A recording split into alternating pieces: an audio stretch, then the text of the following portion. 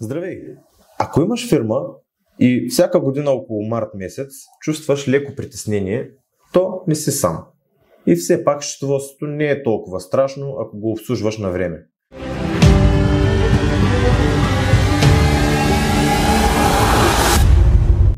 Днес ще ти покажа как да обслужваш счетоводството си, така че то да бъде ефективно, как да намалиш риска от данъчни проверки и как да управляваш разходите си, така че да не се набиваш в очите на НАП.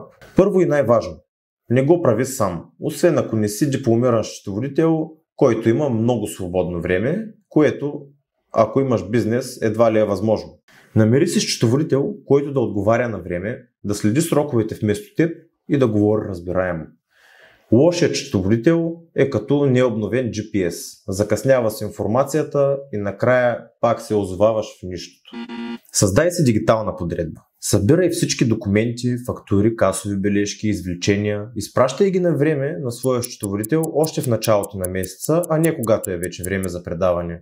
Също така може да използваш Google Drive, Dropbox или OneDrive, за да ги запазваш на дигитален формат, а не да изпращаш снимки по Viber. Малко подредба води до много спокойствие и да пратиш счетоводни документи с закъснение е като да изпратиш цветя след развод. Късно е, боли и е скъп. Провери дали работиш правилно. Регистрирал ли си по ДДС и ако да, то защото трябва или защото всички така правят. Имаш ли нужда от касов апарат? Подаваш ли всички декларации, които е нужно? Грешният режим води до повече работа, повече разходи и повече внимание от НАП. Как да избягваш данъчни проверки или поне да не ги каниш на кафе? Избягвай резки движения. Плащаш 50 000 лева за рекламна дейност, а оборотът ти е 60 000 лева. Моментално светваш в НАП. Непоследователно осигуряване на управителя. Чести, високи касови наличности, офисът е с размера на килер. Разходи без връзка с дейността. Например, фирма за озеленяване си купува озвучителна техника. Някак си не се връзва. Съвет от мен. Ако фирмата ти прави повече скокове в оборотите от биткоина, то някой ще се усъмни точно какво се случва при теб. Поддържай прозрачност.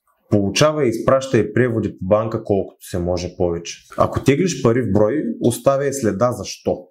Описвай правилно преводите си и разделяй личното от служебното. Не купувай телевизор на фирмата, ако не смяташ да го вържиш за постоянни онлайн срещи чрез Zoom или за презентации. Как да управляваш бизнес разходите си умно? Не всеки разход е фирмен. Дори и да мине в счетоводството, не е сигурно дали няма да събуди съмнение при евентуална проверка. Разходът трябва да бъде обоснован, реален и логичен. Пази документи, фактури, договори, разплащания и съвет.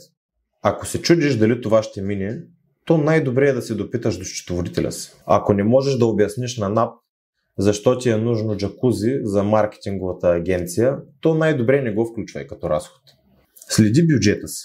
Прави месечни справки за приходи и разходи. Не чакай годишния финансов отчет да разбереш, че си бил на минус. Следи за разходите си за реклама, за абонаменти и софтуер, защото се трупат малко по малко и накрая изяждат печалбата. Ползвай софтуер за проследяване или един най-обикновен Excel, защото важното е да виждаш какво влиза и какво излиза. Инвестирай умно. Не харчи излишно средства за офиси, консултации и техника, просто защото имаш фирма. Инвестирай в автоматизация, в обучение, особено ако си управител на фирмата. Също така инвестирай в добро счетоводство. Не е евтино. Защото съвет от един добър счетоводител може да ти спести много повече пари, отколкото да ти допринесе един нов служител. Счетоводството не е враг. То е като заболекаря. Ако го посещаваш редовно, не боли. Ако го избягваш, после плачеш и плащаш. Организирай се дигитално. Води комуникация с счетоводителя си.